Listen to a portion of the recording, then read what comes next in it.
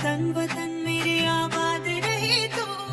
आप सबको गणतंत्र दिवस की शुभकामनाएं। Happy Republic day. Hello everyone, नमस्ते, welcome back to the channel. Today's topic is promoters of the company. We will learn about promoters holding, promoters pledging. सबसे पहले who are promoters? Promoters को डिफाइन करा गया है अंडर कंपनीज एक्ट 2013, जिसके according वो person जिसको आइडेंटिफाई करा गया है एज प्रमोटर इन प्रोस्पेक्टस। जैसे कंपनी जब आईपीओ लेकर आती है तो वो फाइल करती है रेड हियरिंग प्रोस्पेक्टस और उसमें बताती है कि प्रमोटर कौन है कंपनी का, या वो पर्सन जिसे आइडेंटिफाई करा जा रहा है as promoter in the annual report, या वो पर्सन जो कंट्रोल करता है अफेयर्स ऑफ द कंपनी, मतलब कंपनी को चलाता है, चाहे वो शेयर होल्डर हो, डायरेक्टर हो या कुछ और हो, या वो पर्सन जिसके डायरेक्शन पर बोर्ड ऑफ डायरेक्टर्स कंपनी के वर्क करते हैं, ये हैं प्रमोटर्स। यहाँ पर्सन का मतलब includes individual, firm, association of person, company, मतलब एक कंपनी भी प्रमोटर हो सकती है। According to SEBI ICDR regulations, promoter includes वो पर्सन जो कंट्रोल करता है कंपनी को, और वो पर्सन जो एक्टिवली इन्वॉल्व था इन फॉर्मुलेशन ऑफ अ प्लान, या वो पर्सन जिसे प्रमोटर बोला गया है इन ऑफर डॉक्यूमेंट्स जैसे कि प्रोस्पेक्टस। बट उस पर्सन को या डायरेक्टर या ऑफिसर को नहीं माना जाएगा अगर वो सिर्फ इन्वॉल्व है इन प्रोफेशनल कैपेसिटी, जैसे कि merchant banker. We are just taking an overview. In layman terms promoter वो है जो कंपनी को स्टार्ट करता है, जो एस्टैब्लिश करता है। प्रमोटर होल्डिंग का क्या मतलब है? मतलब प्रमोटर का कितना स्टेक है इन द कंपनी। अगर प्रमोटर होल्डिंग 50% है, मतलब 50% ओनरशिप प्रमोटर के नाम है। जब हम प्रमोटर होल्डिंग बोलते हैं कि 50% है, इसका ये मतलब नहीं कि सिर्फ promoter, it includes promoter and promoter group control करते हैं कंपनी को। इनका सिग्निफिकेंट इन्फ्लुएंस होता है कंपनी पर। कुछ प्रमोटर्स एक्टिवली मैनेज करते हैं कंपनी को और कुछ प्रमोटर्स पैसिवली मैनेज करते हैं। एक्टिवली मैनेज जैसे कि रिलायंस इंडस्ट्रीज, उसमें Mukesh Ambani sir actively manage करते हैं कंपनी को। वही इन्फोसिस एक प्रोफेशनली मैनेज्ड कंपनी है, मतलब promoters day to day affairs control नहीं करते कंपनी के। प्रमोटर एंड प्रमोटर ग्रुप का मैक्सिमम स्टेक हो सकता है कंपनी में 75% और पब्लिक का मिनिमम 25% होना चाहिए। यहाँ जब हम पब्लिक की बात करते हैं तो वो इंक्लूड करता है FIIs एंड DIIs।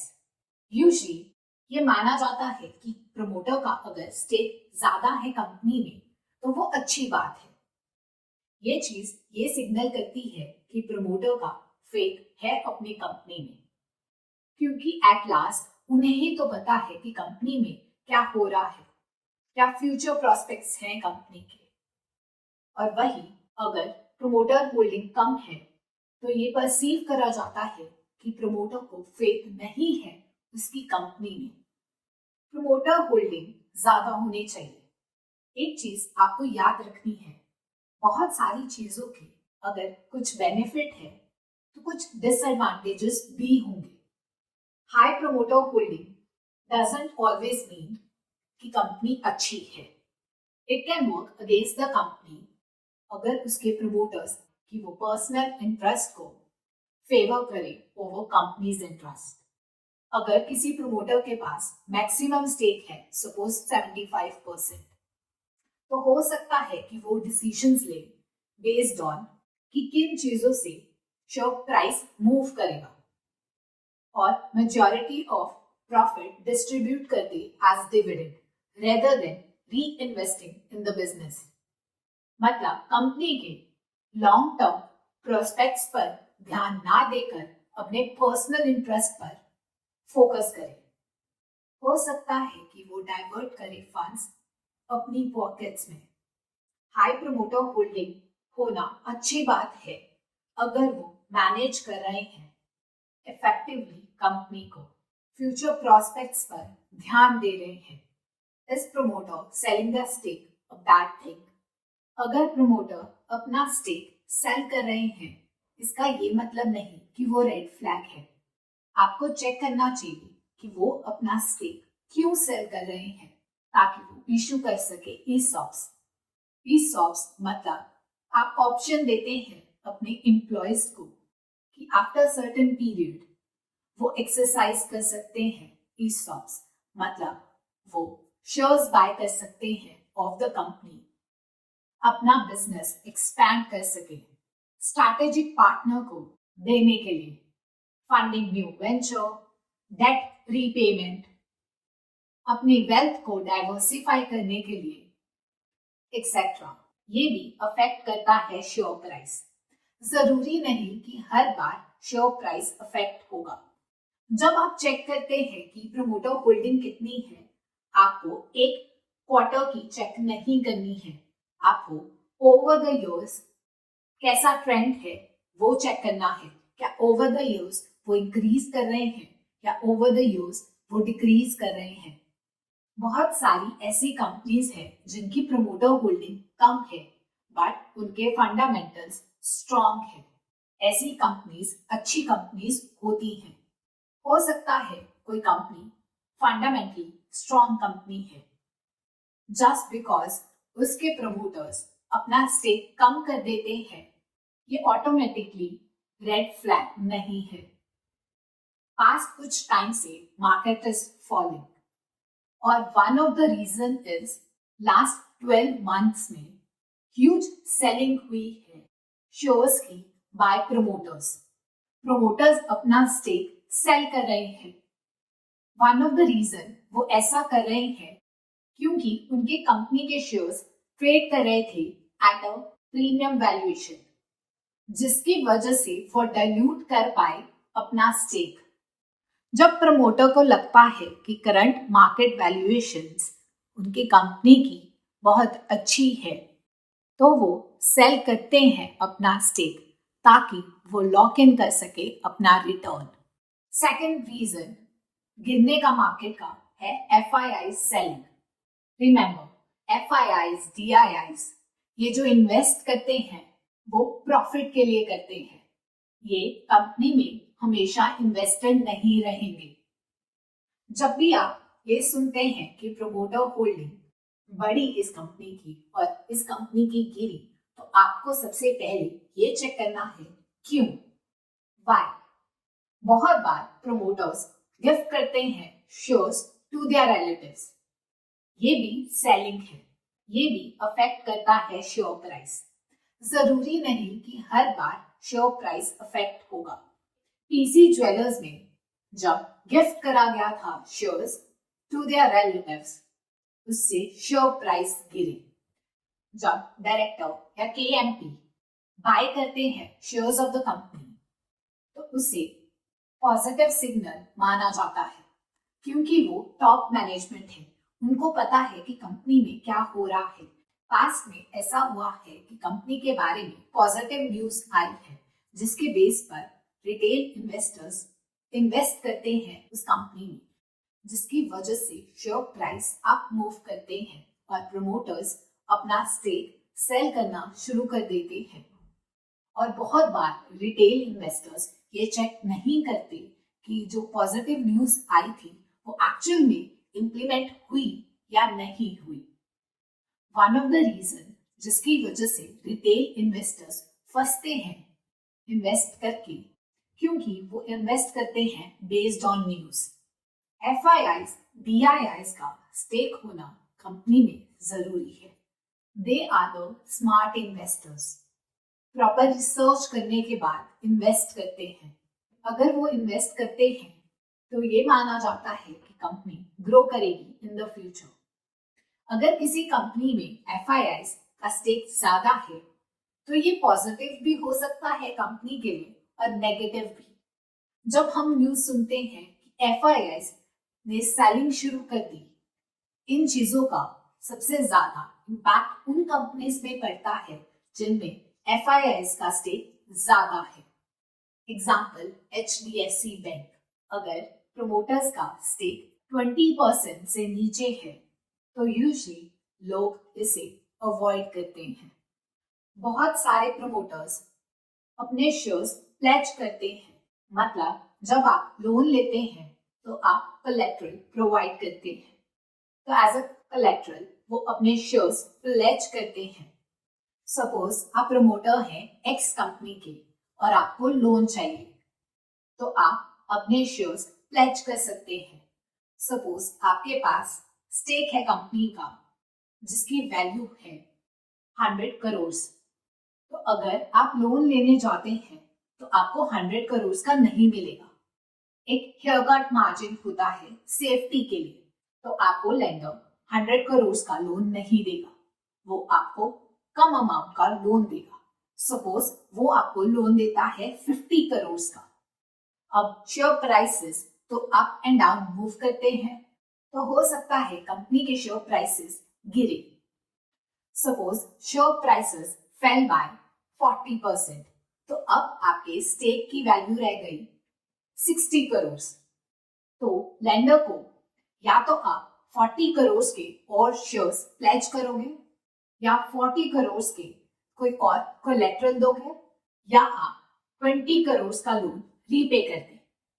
आपके पास ये 3 ऑप्शंस है। और अगर आप डिफॉल्ट करते हैं तो लेंडर वो शेयर्स सेल कर सकते हैं, और अगर लेंडर उन शेयर्स को सेल कर दे इन द मार्केट तो शेयर प्राइसेस बहुत तेजी से गिरेंगे, क्योंकि जो सप्लाई है शेयर्स की वो इंक्रीज हो गई है, जबकि डिमांड तो नहीं इंक्रीज हुई। तो इससे क्या होगा, शेयर प्राइसेस गिरेंगे। बहुत बार प्रमोटर्स अपनी कंपनी से सैलरी नहीं लेते ज्यादा, क्योंकि अगर सैलरी ज्यादा लेंगे तो उस पर टैक्स लगेगा 30% प्लस सरचार्ज प्लस सेस। तो वो क्या करते हैं, अपने शेयर्स को प्लेज कर देते हैं। जब आप शेयर्स को प्लेज करते हैं तो कोई टैक्स लायबिलिटी नहीं बनती। This is one of the reason why rich don't pay taxes. क्योंकि आप शेयर्स प्लेज कर रहे हैं, मतलब आप एक कोलेटरल प्रोवाइड कर रहे हैं, तो ये सिक्योर्ड लोन है, तो इंटरेस्ट रेट कंपैरेटिवली कम होता है देन अनसिक्योर्ड लोन। इसके और भी बहुत सारे बेनिफिट्स हैं। आपको इमीडिएटली एक्सेस मिलता है to funds, plus promoters retain कर पाते हैं अपनी ओनरशिप, मतलब कंट्रोल अभी भी उनका है कंपनी पर, प्लस उनको डिविडेंड रिसीव होंगे। बट इसके रिस्क भी हैं। अगर कंपनी डिफॉल्ट करती है तो लेंडर सेल कर देगा शेयर्स, और अगर लेंडर सेल करता है शेयर्स तो शेयर प्राइसेस तेजी से गिरते हैं। जैसे कॉफी डे एंटरप्राइज के साथ हुआ। जब प्रमोटर की डेथ की न्यूज बाहर आई, लेंडर्स ने सेल करे प्लेज्ड शेयर्स, जिसकी वजह से शेयर प्राइसेस गिरे। प्लस इससे प्रमोटर्स लूज कर सकते हैं ओनरशिप, लूज कर सकते हैं कंट्रोल ओवर द कंपनी। ये तब होगा अगर वो ज्यादा प्लेज करते हैं या मार्केट वोलेटिलिटी की वजह से। अगर शेयर प्राइसेस गिरते हैं तो प्रमोटर्स को या तो रीपे करना पड़ेगा लोन प्रोपोर्शनेटली या प्लेज करना पड़ेगा और शेयर्स। अगर बियर मार्केट है तो शेयर प्राइसेस 40% 50% तक भी गिर जाते हैं, क्योंकि प्रमोटर्स ने शेयर प्लेज करे हुए हैं। ये प्रेशर बनाता है प्रमोटर्स पर, जिसकी वजह से हो सकता है कि प्रमोटर कंपनी के इंटरेस्ट को भूल जाए और सिर्फ फोकस करें on driving share prices upwards. अगर कंपनी ने शेयर्स प्लेज करे हुए हैं और शेयर प्राइसेस गिरते हैं तो कंपनी और शेयर्स प्लेज करेगी। हो सकता है कि इन फ्यूचर लेंडर उनको लोन दे against shares at a higher interest rate. अगर इंटरेस्ट रेट ज्यादा होगा तो रिटर्न कम होगा। जब प्रमोटर प्लेज करता है शेयर्स तो आपको रीजन चेक करना है कि वो क्यों शेयर्स प्लेज कर रहे हैं। क्या वो अपने पर्सनल इंटरेस्ट के लिए कर रहे हैं, like buying some property etcetera, या कर रहे हैं for acquisition, for expansion of the business, debt repayment etcetera.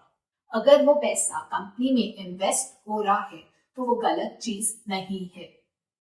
But high promoter pledging is a red flag, क्योंकि अगर कुछ भी बुरा होता है कंपनी में तो इससे शेयर प्राइसेस गिरेंगे।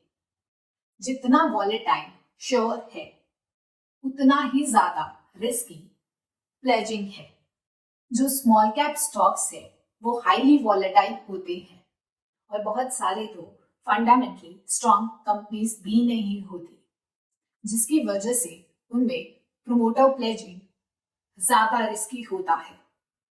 बहुत सारी ऐसी कंपनीज हैं एनएसई में जिनमें प्रमोटर प्लेजिंग इज 100%, जैसे कि Vedanta, GTL infra, Bajaj, Hindustan sugar etcetera.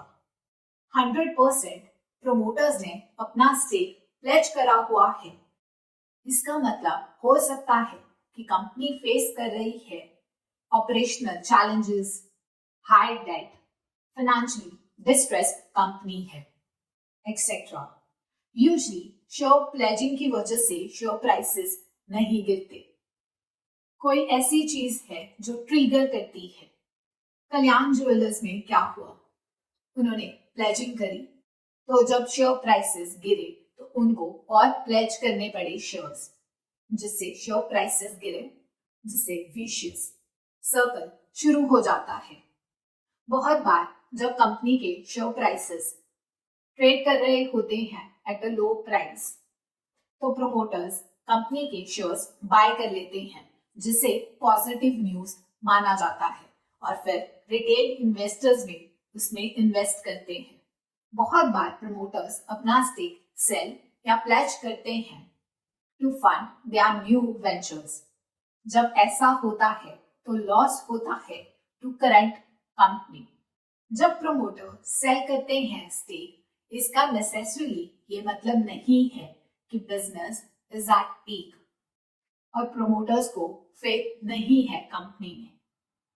आप कैसे चेक कर सकते हैं कि प्रमोटर की कितनी होल्डिंग है प्लस कितना उन्होंने प्लेज करा हुआ है? आप ये चेक कर सकते हैं मनी कंट्रोल पर भी या बीएसई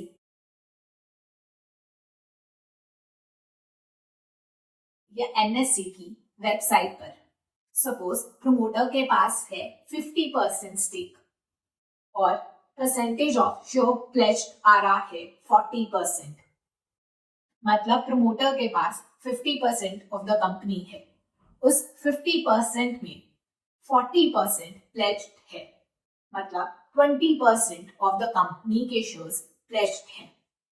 प्रमोटर्स का कितना स्टेक है कंपनी में, प्रमोटर्स कितना स्टेक अपना सेल कर रहे हैं, कितना प्लेज कर रहे हैं, ये चीजें अच्छी है या बुरी है, ये डिपेंड करता है कि प्रमोटर का पर्पस क्या है उस चीज करने का और मैनेजमेंट की एबिलिटी कैसी है to handle it. Loan to value ratio कितनी होगी वो डिपेंड करेगा क्रेडिट वर्दीनेस प्रमोटर की and value of collateral. Promoter control the affairs of the company, उनका सिग्निफिकेंट इन्फ्लुएंस होता है कंपनी पर, तो कंपनी अच्छा परफॉर्म करेगी या बुरा वो डिपेंड करता है कि प्रमोटर कैसे है उस कंपनी के। बहुत लोगों के हिसाब से इन्वेस्ट नहीं करना चाहिए उन कंपनीज में जिनमें प्रमोटर्स ने प्लेज करे हुए हैं मोर देन 50%।